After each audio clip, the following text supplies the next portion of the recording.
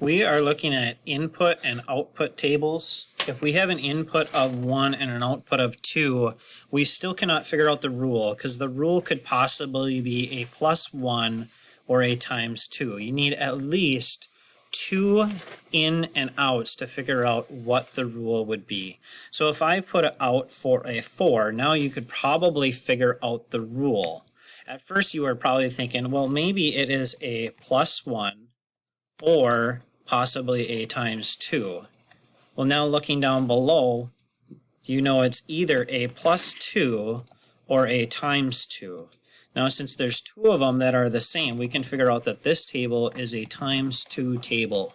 So 1 times 2 is 2, 2 times 2 is 4, and we could go down the table and continue to figure this out. So if I had a 4 for the in, my out would be, if I times 2, it would be 8.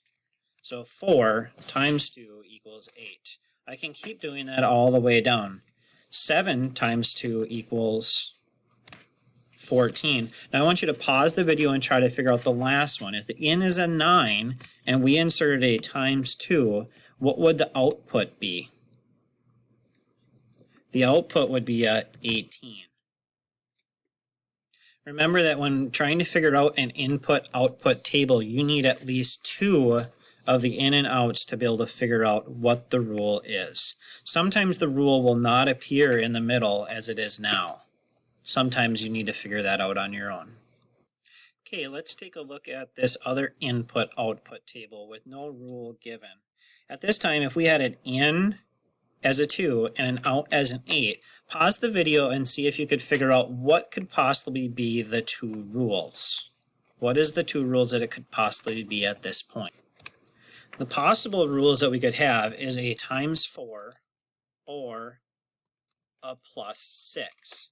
Now if I gave a different out and I told you that the out was a 9, that would probably tell you what our rule would be. It would either be a times 3 or a plus 6. Since the plus 6 is the similar rule, we have now found out what the rule is. So if I did 4 plus 6, I could figure out my next piece of the rule. 4 plus 6 equals 10. Now be careful because they might skip numbers here. Notice we went 2, 3, and 4, but now we're going up to 6. So if we did 6 plus 6 equals 12.